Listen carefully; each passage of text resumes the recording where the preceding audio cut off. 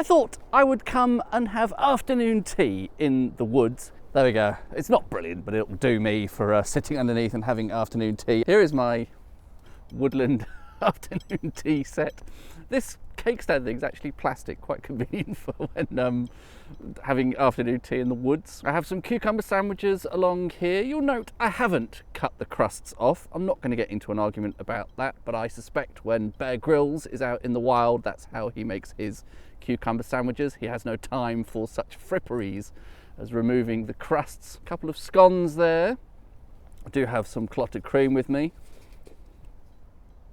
And on top, because there's usually sort of cakes on top, aren't there? I've really pushed the boat out here. I don't know if you can see those well. Perhaps it's easier to just show you the box. Mr. Kipling's exceedingly good mini Battenberg slices, whatever you call them, mini Battenbergs. I could, of course, have brought a little camping stove and boiled up some water, but it's all a bit of theatre, really, isn't it? When I have this flask that is reasonably well insulated. Oh, can I show you my teacup?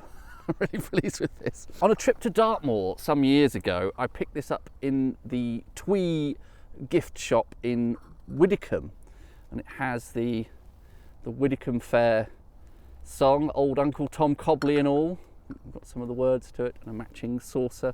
And this was something like £1.50 or something. I have a set of two, in fact. Can you imagine that this is not a highly desirable, highly fashionable item? I think it's absolutely beautiful, but they were selling it off.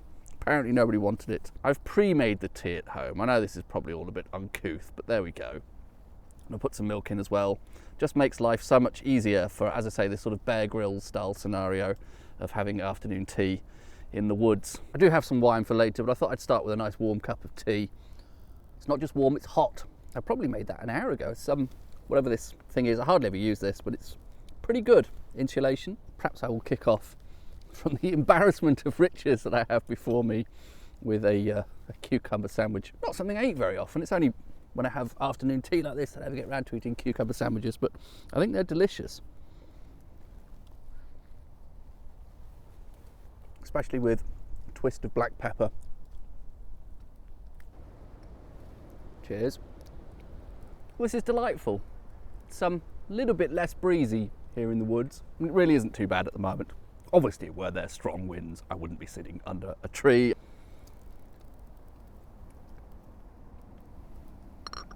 Uh-oh. You wouldn't like it. Cucumber sandwiches, probably not part of your diet. Of course, that is one of the risks of afternoon tea in the woods, particularly sat on the ground like this. Dogs.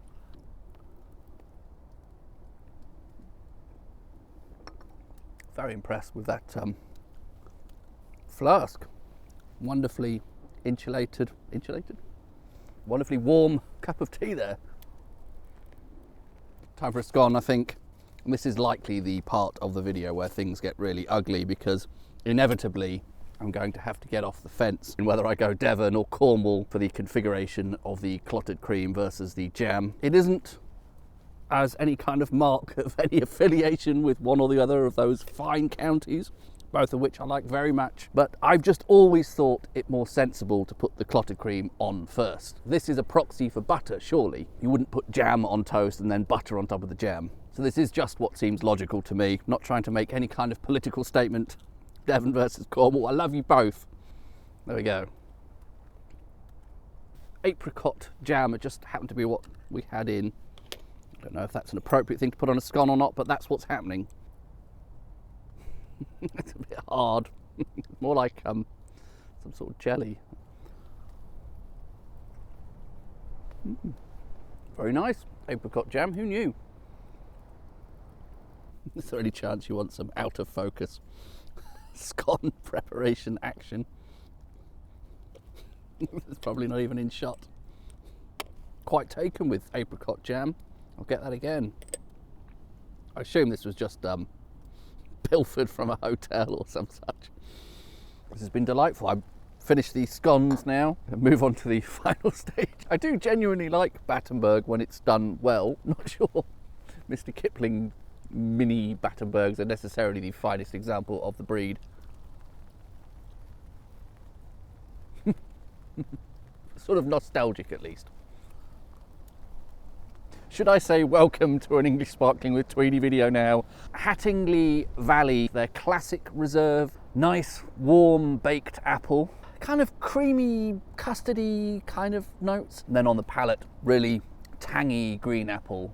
It has got a little bit chilly. You've noticed probably I've put on the scarf. My time out in the woods may be drawing to an end for this afternoon. Has been very pleasant. I very much enjoyed my afternoon tea, enjoying the wine now as well. Although slightly wish I'd brought something red along. I don't know if chilled sparkling wine is quite the ticket for this kind of cold, windy, not too windy right now, but wet weather. Anyway, no idea what channel this is going to be on or what the point of the whole endeavour was, but hopefully there's been some vague entertainment value. Thanks for watching. See you on the next one. Cheers.